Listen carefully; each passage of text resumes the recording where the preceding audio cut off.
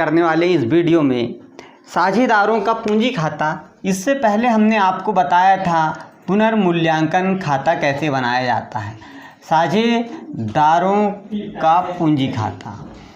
अब हमने यहाँ पे क्वेश्चन जो लिखा है, ये क्वेश्चन भी हमने पूरा पढ़ा और इसके आधार पर ही हमने पुनर्मूल्यांकन खाता तैयार किया था, क्योंकि यहाँ पर नए साझेदार का प्रवेश हो रहा है और नए साझेदार के प्रवेश की समय वह अपने साथ पूंजी की राशि लाता है और ख्याति की राशि लाता है। जब वह पूंजी और ख्याति की राशि लाएगा तो पुराने साझेदार जो होंगे उनका संपत्ति और दायित्व में जो अधिकार है उसके लिए उनका लाभ और हानि ज्ञात करने के लिए हमने पुनर्मूल्यांकन खाता तैयार किया था। अर्थात जो पुराने साझेदार हैं उन साझेदारों को कितना लाभ हुआ, कितनी हानि हुई, यह ज्ञात करने के लिए हमने यह खाता साझेदारों का पूंजी खाता बनाया। जब सवाल में कुछ ना कहा जाए कि किस पद्धति से बनाया जाना है, तो हमें स्वतः यह ध्यान रखना है कि यह परिवर्तनशील पूंजी पद्धति से यह खाता तैयार किया जाना चाहिए। अब देखिए यहाँ साझेदार दो हैं, पहला है अनुराग और दूसरा है अनुपम। अनुराग पहला साझेदार है और दूसरा है अनुपम। तीसरा साझेदार जो आया है वो अनिरुद्ध है, अनिरुद्ध। अब यहाँ पर विवरण लिखा जाएगा और विवरण के बाद में देखिए ये विवरण तैयार कर लिया गया है। और पहला हम साझेदार, जैसे ये डेबिट पक्ष है, इसमें जो तीन साझेदार हैं क्रेडिट पक्ष में भी तीनों के नाम आएंगे। पहला है अनुराग, दूसरा है अनुपम और तीसरा है अनिरुद्ध। ये तीन साझेदार हैं। अब देखिए इन साझेदारों ने सबसे पहले यहाँ पर जो पूंजी लगाई है, यह पूंजी जो है यह पुराने बैलेंस शीट की पूंजी सीधे सीधे यहाँ पर हम क्रेडिट पक्ष में लिख देंगे शेष लाया गया के नाम से, और अनुराग की पूंजी 2000 लिख देंगे और अनुपम की 1000, कुल 3000। अनिरुद्ध ने तो अभी पूंजी की बात ही नहीं, क्योंकि ये तो नया साझेदार अभी आया है। अब देखिए जो नया साझेदार आया इससे भी हमने पूंजी के रूप में 3000 रुपये यह नगद ले लिए हैं। अर्थात हमारे व्यवसाय में यह रोकड़ के रूप में आएगी राशि, क्योंकि व्यापार में इन्होंने रोकड़ लगाई है। तो रोकड़ खाते को लिखेंगे यहाँ पर, और अनिरुद्ध की पूंजी जो 3000 है वह हम यहाँ पे लिख देते हैं 3000। जो अनिरुद्ध है इससे हमने ख्याति के 1000 रुपये मंगाए हैं, और ये 1000 रुपये ख्याति के जो लाया गया है, यह ख्याति 1000 रुपये क्यों लाया इसने, तो आपको समझना पड़ेगा कि संपत्ति और दायित्व में हिस्सा पाने के लिए हम उससे पूंजी मंगाते हैं। तो यह पूंजी जो मंगाई गई है नए साझेदार से, तो जो संपत्ति है या दायित्व है उसमें हिस्सा पाने के लिए हमने यह पूंजी मंगाई है, और ख्याति जो है वह लाभ में हिस्सा पाने के लिए हमने इससे ख्याति मंगाई है। अब जो ख्याति लाभ में हिस्सा पाने के लिए मंगाई गई है, अर्थात जो पुराने साझेदार इनका लाभ का भाग कम हो जाएगा। तो यह जो ख्याति है यह पुराने साझेदार, पुराने कौन है, एक है अनुराग और दूसरा है अनुपम।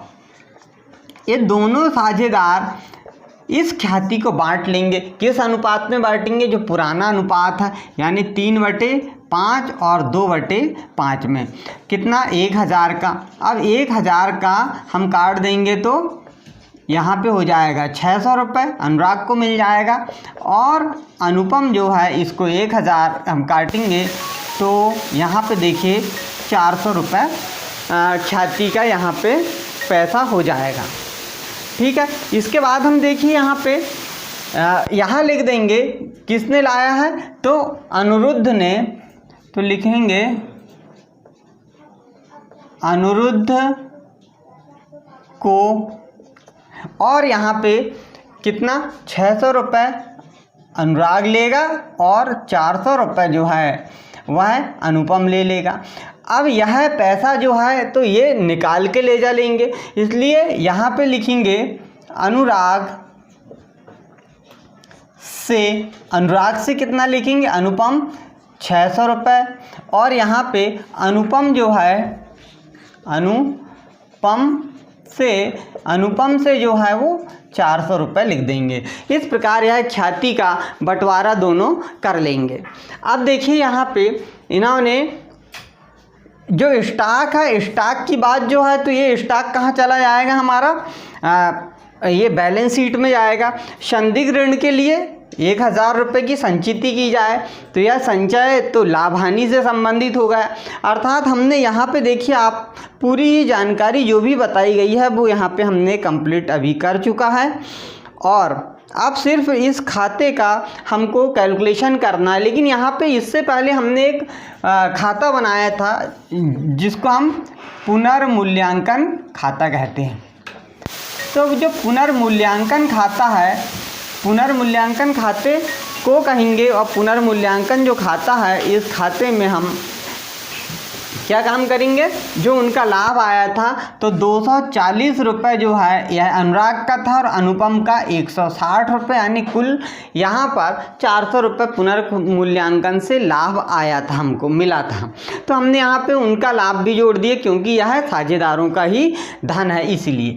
अब देखिए यहाँ पर जो बैलेंस शीट है, बैलेंस शीट में सामान्य संचय लिखा है, तो सामान्य संचय को यहाँ पे बांटना पड़ेगा संचय के नाम से, या सामान्य संचय भी लिख सकते हैं। जो पुराने साझेदार हैं उनको देना पड़ेगा क्योंकि यह लाभ का ही एक भाग है, इसीलिए।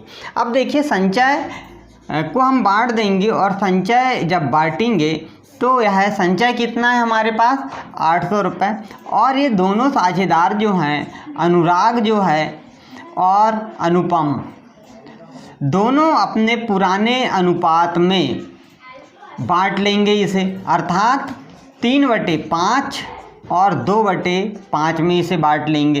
अब 800 रुपये दोनों से हमने इसे बांटे, तो 5 से काट दी हमने, तो 5 एकम 5 बचा 3, 30, 5 छक्के 30 और 1 शून्य 160, 16 दूनी 32, 16 तिया 48, 480 रुपये, और यह भी 160 बार कट जाएगा तो 16 दूनी 32, 320 रुपये। इस प्रकार से हमने यहाँ पे 480 संचय का पैसा मिल जाएगा अनुराग को, और 320 रुपये जो है वो मिल जाएगा अनुपम को। अब इसके बाद हमें यहाँ पे योग करना होगा, खातों का हम योग लगा लेंगे यहाँ पे, और खातों का हमने योग लगाया, इसके बाद में जो कम ज़्यादा होगा उसका हमको यहाँ बैलेंस निकालना होगा। तो लीजिए यहाँ पे अनिरुद्ध को हम योग करके देखते हैं 3000, और यहाँ पे भी आएगा 3000 क्योंकि ये 1000, यानी यहाँ पर कितना निकल के आया, सिर्फ 2000। इसी प्रकार अनुपम 1000, 400, 160 और 320।